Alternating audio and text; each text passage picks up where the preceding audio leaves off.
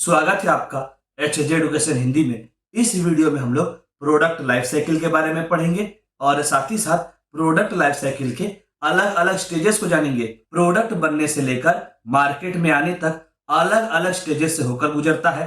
Product initial introduction के stage से होता हुआ मार्केट तक पहुंचने में जितने स्टेजेस से होकर गुजरता है उसे प्रोडक्ट लाइफ साइकिल कहते हैं। Product life cycle introduction stage से स्टार्ट होता है और डिसकंटिन्यूएशन के स्टेज तक चलता है। प्रोडक्ट लाइफ साइकिल के बारे में जानकारी होना बहुत जरूरी होता है, क्योंकि प्रोडक्ट का लाइफ साइकिल के बारे में जानने के बाद ही कंपनी प्रोडक्ट के डेवलपमेंट से जुड़ा, प्रोडक्ट का मार्केटिंग स्ट्रेटजी से जुड़ा जरूरी डिसीजंस ले सकती है। और इतना ही नहीं, रिसोर्सेस को प्रॉपरली एलोकेट कर सकती है। आमतौर पर प्रोडक्ट का लाइफ साइकिल 5 स्टेजेस से होकर गुजरता है: introduction stage, growth stage, maturity stage, decline stage और डिसकंटिन्यूएशन स्टेज। चलिए आगे बढ़ते हैं और प्रोडक्ट लाइफ साइकिल के अलग अलग स्टेजेस को पढ़ते हैं। पहला स्टेज है introduction stage. Introduction stage product life cycle का इनिशियल फेज होता है। प्रोडक्ट का स्टार्टिंग से लेकर डिसकंटिन्यूएशन स्टेज तक का आइडिया इस स्टेज में लग जाता है। इस स्टेज में प्रोडक्ट मार्केट में लॉन्च किया जाता है और कंपनी का गोल होता है प्रोडक्ट का प्रेजेंस को मार्केट में दर्ज करना और कस्टमर्स के बीच में प्रोडक्ट का अवेयरनेस क्रिएट करना। इस स्टेज में सबसे पहले प्रोडक्ट से जुड़ा कंसेप्ट को फिजिकल प्रोडक्ट में ट्रांसफॉर्म किया जाता है। प्रोडक्ट से जुड़ा रिसर्च और डेवलपमेंट परफॉर्म किया जाता है और प्रोडक्ट का प्रोटोटाइप क्रिएट किया जाता है। फिर प्रोडक्ट का टेस्टिंग किया जाता है और यह समझने का प्रयास किया जाता है कि प्रोडक्ट कस्टमर्स के नीड्स और एक्सपेक्टेशंस को मीट कर रहा है कि नहीं। यहाँ एक बात कहना जरूरी हो जाता है कि प्रोडक्ट से जुड़ा रिसर्च परफॉर्म करते समय कंपनी यह भी जानने का प्रयास करती है कि कस्टमर्स की नीड्स, प्रेफरेंसेस और डिमांड्स क्या क्या है। इससे जुड़ा इंफॉर्मेशन के हेल्प से कंपनी प्रोडक्ट का फीचर्स, प्राइसिंग, पोजिशनिंग और मार्केटिंग स्ट्रेटजी से जुड़ा डिसीजंस फ्रेम कर पाती है। फिर ऑफिशियली प्रोडक्ट को लॉन्च किया जाता है और प्रोडक्ट को मार्केट में ऑफिशियली इंट्रोड्यूस किया जाता है। प्रोडक्ट को लॉन्च करने के लिए प्रेस रिलीज, ट्रेड शोज और एडवर्टाइजिंग कैंपेन की सहायता ली जाती है और पब्लिक को प्रोडक्ट्स के बारे में बताया जाता है। इंट्रोडक्शन स्टेज के शुरुआती दिनों में सेल्स थोड़ा लो होता है, क्योंकि कस्टमर्स प्रोडक्ट के साथ उतना फेमिलियर नहीं होते, तो कंपनी का सेल्स भी कम होता है। इस स्टेज में कंपटीशन भी मिनिमम होता है, जिसकी वजह से कंपनी को यह मौका मिल जाता है कि वे मार्केट में अपना स्ट्रॉन्ग पोजीशन होल्ड कर सकें। लेकिन जब प्रोडक्ट का कंसेप्ट रेवोल्यूशनरी होगा तब कॉम्पिटिटर मार्केट में जल्द ही एंटर कर जाते हैं। इंट्रोडक्शन स्टेज में कंपनी प्रोडक्ट का मार्केटिंग और प्रमोशन के लिए बहुत सारे रिसोर्सेस को लगाती है और साथ ही साथ एडवर्टाइजिंग, पब्लिक रिलेशंस और सेल्स प्रमोशन के हेल्प से कस्टमर्स के बीच में प्रोडक्ट को लेकर अवेयरनेस क्रिएट करने का प्रयास करती है और नए कस्टमर्स को अट्रैक्ट करने का भी प्रयास करती है। क्योंकि प्रोडक्ट नया होता है तो कंपनी कस्टमर्स को प्रोडक्ट्स के फीचर्स, बेनिफिट्स और यूजेस के बारे में एडुकेट करने का प्रयास करती है और इस काम के लिए काफी इन्वेस्टमेंट भी करती है। कंपनी प्रोडक्ट का डेमोन्स्ट्रेशन प्रोवाइड करती है, इंफॉर्मेटिव कंटेंट प्रोवाइड करती है, कस्टमर सपोर्ट प्रोवाइड करती है आदि, ताकि कस्टमर्स का प्रोडक्ट से जुड़ा क्वेश्चंस को सॉल्व किया जा सके, ताकि कस्टमर्स का प्रोडक्ट से जुड़ा क्वेश्चंस को आंसर किया जा सके। इंट्रोडक्शन स्टेज में कंपनी जनरली प्रोडक्ट के प्राइस को काफी कम रखती है, ताकि नए कस्टमर्स को आसानी से अट्रैक्ट कर सके और मार्केट शेयर गेन कर सके। प्रोडक्ट को प्रॉपरली अवेलेबल कराने के लिए कंपनी अलग अलग डिस्ट्रीब्यूशन चैनल को सेलेक्ट करती है और अलग अलग लोकेशन में प्रोडक्ट को अवेलेबल कराने का प्रयास करती है। ऐसे कस्टमर्स जिन्हें नए प्रोडक्ट्स को ट्राई करना होता है, वे इंट्रोडक्शन स्टेज में प्रोडक्ट्स को परचेज करते हैं। उन कस्टमर्स का फीडबैक ही प्रोडक्ट को शेप करने में हेल्प करता है। इस स्टेज में हाई डेवलपमेंट और मार्केटिंग कॉस्ट की वजह से कंपनी को लॉस का सामना करना पड़ता है, पर सेल्स बढ़ने की वजह से धीरे धीरे करके कॉस्ट रिकवर होने लगता है और कंपनी प्रॉफिट कमाने लगती है।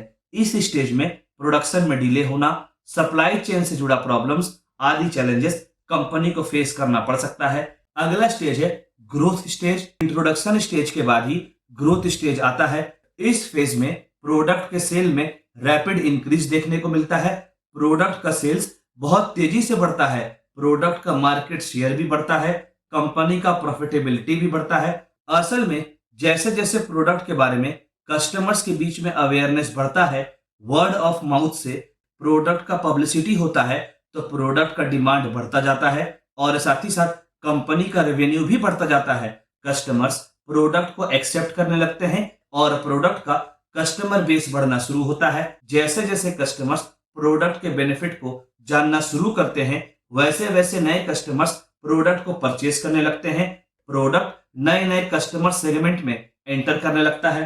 प्रोडक्ट का सक्सेस को देखकर अलग अलग कॉम्पिटिटर्स भी मार्केट में एंटर करने लगते हैं। जब कंपटीशन बढ़ता है तो इससे इनोवेशन आता है और प्रोडक्ट में इंप्रूवमेंट भी देखने को मिलता है। प्रोडक्ट का इंक्रीज डिमांड को मैच करने के लिए कंपनी प्रोडक्ट का डिस्ट्रीब्यूशन को एक्सपेंड करती है। कंपनी अपने डिस्ट्रीब्यूशन चैनल को एक्सपेंड करती है ताकि नए नए लोकेशन पर प्रोडक्ट्स को अवेलेबल कराया जा सके।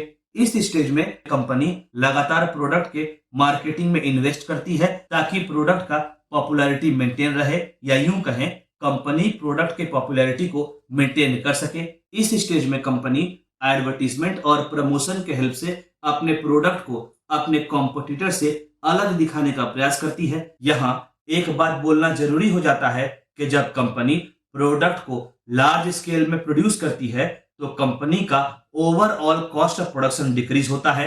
इस स्टेज में कंपनी प्रोडक्ट्स का अलग अलग वेरिएशंस को मार्केट में लेकर आती है और कस्टमर्स की नीड्स और प्रेफरेंसेस के हिसाब से प्रोडक्ट्स में इन्हेंसमेंट लाती है। प्रोडक्ट को बेटर बनाने का प्रयास करती है ताकि प्रोडक्ट का सेल्स को बढ़ाया जा सके। जब प्रोडक्ट्स को यूज करके कस्टमर्स को पॉजिटिव एक्सपीरियंस होगा तो कस्टमर्स का ब्रांड के प्रति लॉयल्टी डेवलप होगा और company long term success attract कर पाएगी, लॉन्ग टर्म सक्सेस अचीव कर पाएगी। अगला स्टेज है मैच्योरिटी स्टेज।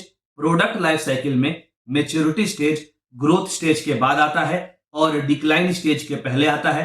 इस स्टेज में कंपनी को अलग अलग प्रकार के चैलेंजेस को फेस करना पड़ता है, जिसका मुकाबला करने के लिए कंपनी को अलग अलग स्ट्रेटजीज बनानी होती है ताकि वे मार्केट में प्रोडक्ट का रेलेवेंस को बनाए रखें और प्रॉफिट को मैक्सिमाइज कर सकें। अच्छा, मैच्योरिटी स्टेज में प्रोडक्ट का ग्रोथ रेट स्लो हो जाता है।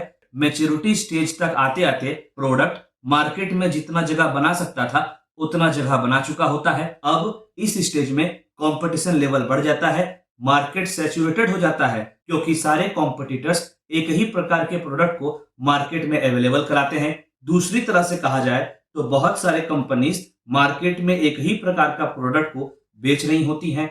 इससे होता यह है कि सेल्स ग्रोथ स्टेबलाइज हो जाता है और कंपनी अपने एग्जिस्टिंग कस्टमर्स को रिटेन करने में ज्यादा ध्यान देती है, ना कि नए कस्टमर्स को ऐड करने में। ब्रांडिंग, प्राइसिंग, कस्टमर सर्विस आदि की सहायता से कंपनी अपने प्रोडक्ट्स को अपने कॉम्पिटिटर से अलग दिखाने का प्रयास करती है ताकि कंपनी कंपटीशन में बनी रहे। मैच्योरिटी स्टेज में कंपनी को कम प्रॉफिट का सामना करना पड़ता है।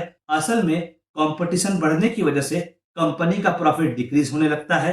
असल में कंपटीशन बढ़ने की वजह से कंपनी का मार्केटिंग कॉस्ट भी बढ़ता है, जिसकी वजह से कंपनी का प्रॉफिट डिक्रीज होने लगता है, कंपनी का प्रॉफिट घटने लगता है। आगे इस स्टेज में कंपनी का मार्केटिंग एफर्ट का फोकस रहता है कस्टमर्स को यह बताना कि प्रोडक्ट की खासियत क्या है, प्रोडक्ट्स क्या क्या बेनिफिट्स प्रोवाइड करता है, और साथ ही साथ कंपनी अपने प्रोडक्ट के माध्यम से कस्टमर्स के नीड्स को फुलफिल करने का प्रयास करती है और एक लॉयल कस्टमर्स का बेस बनाने का प्रयास करती है। लॉयल कस्टमर्स का बेस बनाने के लिए कंपनी इफेक्टिव एडवर्टाइजिंग और प्रमोशनल एक्टिविटीज का सहारा लेती है। अच्छा, प्रोडक्ट का लाइफ को एक्सटेंड करने के लिए कंपनी अपने प्रोडक्ट में वेरिएशन ला सकती है, अपने प्रोडक्ट को अपग्रेड कर सकती है, प्रोडक्ट में नए फीचर्स को ऐड कर सकती है। इससे कस्टमर्स का प्रोडक्ट में इंटरेस्ट बना रहता है और कंपनी ब्रॉडर कस्टमर्स तक अपने प्रोडक्ट को पहुंचा पाती है और कंपनी लार्जर कस्टमर्स तक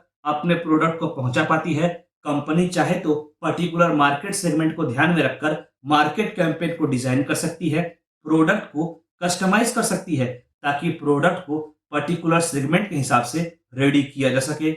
इस स्टेज में कंपनी प्रोडक्ट पर डिस्काउंट ऑफर करती है, लॉयल्टी प्रोग्राम चलाती है ताकि प्राइस सेंसिटिव कस्टमर्स को अट्रैक्ट किया जा सके। प्राइस सेंसिटिव कस्टमर्स उन कस्टमर्स को कहेंगे जो परचेज करते समय प्राइस को बड़े सीरियसली कंसीडर करते हैं। इस स्टेज में कंपनी नए डिस्ट्रीब्यूशन चैनल को एक्सप्लोर करती है ताकि कंपनी नए मार्केट में एंटर कर सके, और साथ ही साथ कंपनी एडवर्टाइजिंग कैंपेन की सहायता से कस्टमर्स को प्रोडक्ट के बेनिफिट्स तो बताती है और साथ ही साथ यह भी बताती है कि प्रोडक्ट कस्टमर्स का प्रॉब्लम्स को कैसे सॉल्व कर सकता है।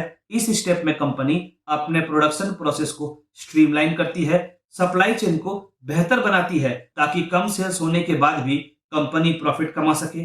इस स्टेप में कंपनी रिसर्च एंड डेवलपमेंट में इन्वेस्ट करती है ताकि प्रोडक्ट को और भी बेहतर बनाया जा सके और उसे मार्केट में रेलेवेंट रखा जा सके। इस स्टेप में कंपनी कस्टमर्स को अट्रैक्ट करने के लिए अलग अलग प्रकार का कोलैबोरेशन करती है, पार्टनरशिप करती है। अगला स्टेज है decline stage. Product life cycle में मैच्योरिटी स्टेज के बाद डिक्लाइन स्टेज आता है। इस स्टेज में प्रोडक्ट का डिमांड में अच्छा खासा डिक्लाइन देखने को मिलता है। कंपनी का सेल्स और प्रॉफिटेबिलिटी में भी डिक्लाइन देखने को मिलता है। असल में मार्केट प्रोडक्ट से सैचुरेटेड हो जाता है, मतलब अलग अलग कंपनी कई सारे प्रोडक्ट्स को मार्केट में अवेलेबल कराते हैं, जिसकी वजह से कंपनी का प्रोडक्ट का डिमांड घट जाता है। जितने लोगों को भी कंपनी के प्रोडक्ट को परचेज करने में इंटरेस्ट था, वे लोग कंपनी के प्रोडक्ट को परचेज कर चुके होते हैं और बहुत कम ऐसे पोटेंशियल कस्टमर्स होते हैं जिन्होंने अभी तक प्रोडक्ट को नहीं परचेज किया होता। मार्केट में नए नए टेक्नोलॉजी आ जाने से पुराने प्रोडक्ट्स आउटडेटेड हो जाते हैं और पोटेंशियल कस्टमर्स नए और एडवांस्ड प्रोडक्ट्स की ओर शिफ्ट करने लगते हैं, जिसकी वजह से पुराने प्रोडक्ट्स का, आउटडेटेड प्रोडक्ट्स का डिमांड डिक्लाइन होने लगता है। समय के साथ साथ कस्टमर्स इवॉल्व होने लगते हैं और कस्टमर्स का प्रेफरेंसेस भी इवॉल्व होने लगता है। कस्टमर एडवांस प्रोडक्ट्स की ओर बढ़ते हैं, जिसकी वजह से पुराने प्रोडक्ट्स का डिमांड लगातार घटता है। अब अगर प्रोडक्ट्स इन चेंजेस के हिसाब से अपने आप को अडॉप्ट कर पाता है तो फिर वैसा प्रोडक्ट मार्केट में टिका रहता है। वहीं दूसरी ओर अगर प्रोडक्ट इन सब चेंजेस के हिसाब से अपने आप को अडॉप्ट नहीं कर पाता तो फिर प्रोडक्ट का अपील कमने लगता है। डिक्लाइनिंग फेज में कंपनी अपने मार्केटिंग और एडवर्टाइजिंग एफर्ट्स को कमाने लगती है, क्योंकि जब प्रोडक्ट का डिमांड घटता है तो मार्केटिंग और एडवर्टीजमेंट पे होने वाले खर्च को कंपनी रिकवर नहीं कर पाती। आगे इस फेज में कंपनी को इन्वेंट्री को मैनेज करने में भी, स्टॉक को मैनेज करने में भी प्रॉब्लम आ सकता है, क्योंकि प्रोडक्ट के घटते डिमांड के साथ प्रोडक्शन को भी कम करना होता है। ऐसे में कंपनी को स्ट्रेटेजिक डिसीजन लेना होता है और यह डिसाइड करना होता है कि क्या प्रोडक्ट को डिसकंटिन्यू कर दिया जाए, क्या प्रोडक्ट में लगने वाले कॉस्ट को मिनिमाइज किया जाए या प्रोडक्ट के लिए नए कस्टमर्स को खोजा जाए आदि। अगर मार्केट में प्रोडक्ट का थोड़ा भी सेल्स हो रहा है तो कंपनी कॉस्ट को मिनिमाइज करके प्रोडक्ट को कंटिन्यू रख सकती है और जब तक संभव हो कंपनी प्रॉफिट को मैक्सिमाइज करने का प्रयास कर सकती है। अगला स्टेज है discontinuation stage. Product life cycle का आखिरी स्टेज है डिसकंटिन्यूएशन स्टेज और यह स्टेज डिक्लाइन स्टेज के बाद आता है। इस स्टेज तक आते आते प्रोडक्ट का सेल्स और प्रॉफिटेबिलिटी लोवेस्ट लेवल पर आ चुका होता है और कंपनी के लिए प्रोडक्ट को कंटिन्यू करना और प्रोडक्ट का सेल करना पॉसिबल नहीं हो पाता, क्योंकि प्रोडक्ट को बेचकर कंपनी को उतना प्रॉफिट नहीं होता जिससे प्रोडक्ट का प्रोडक्शन प्रोसेस को कंटिन्यू किया जा सके। इसी वजह से कंपनी प्रोडक्ट को डिसकंटिन्यू करने का फैसला लेती है। इस स्टेज में कंपनी प्रोडक्ट पर लगने वाले कॉस्ट को एनालाइज करती है और यह जानने का प्रयास करती है कि प्रोडक्ट का मैन्युफैक्चरिंग पर कितना खर्च हो रहा है, प्रोडक्ट का मार्केटिंग और डिस्ट्रीब्यूशन में कितना खर्च हो रहा है, प्रोडक्ट का इन्वेंट्री यानी कि स्टॉक को मैनेज करने में कितना खर्च हो रहा है। अब जब कंपनी को लगता है कि प्रोडक्ट से मिलने वाला बेनिफिट प्रोडक्ट पर लगने वाले खर्च से, कॉस्ट से कम है, तो फिर कंपनी प्रोडक्ट को बंद करना उचित समझती है। जब ऐसे प्रोडक्ट को कंपनी डिसकंटिन्यू करती है तो उसमें लगने वाले रिसोर्सेज का भी बचत होता है, चाहे वह फाइनेंशियल रिसोर्सेज हो, ह्यूमन रिसोर्सेज हो, प्रोडक्शन से जुड़ा कैपेसिटी हो आदि। फिर कंपनी इन सभी रिसोर्सेज को ज्यादा प्रॉफिटेबल प्रोडक्ट्स में लगाती है, इन्वेस्ट करती है, ज्यादा प्रॉमिसिंग प्रोडक्ट या प्रोजेक्ट पर इन्वेस्ट करती है। आगे कंपनी इन प्रोडक्ट से जुड़े सारे एक्टिविटीज को फेज आउट करना स्टार्ट करती हैं। जैसे कंपनी प्रोडक्ट के प्रोडक्शन को स्केल डाउन करना स्टार्ट करती है और ऐसे प्रोडक्ट्स के जो भी इन्वेंट्री बचा होता है, जो भी स्टॉक बचा होता है, उसे कंपनी लिक्विडेट करने का प्रयास करती है। कहने का मतलब हुआ कंपनी बचे हुए स्टॉक को, बचे हुए इन्वेंट्री को कैश में कन्वर्ट करने का प्रयास करती है। आगे कंपनी प्रोडक्ट डिसकंटिन्यूएशन से जुड़ा इंफॉर्मेशन अपने कस्टमर्स, डिस्ट्रीब्यूटर्स और बाकी स्टेक होल्डर्स तक पहुंचाती है।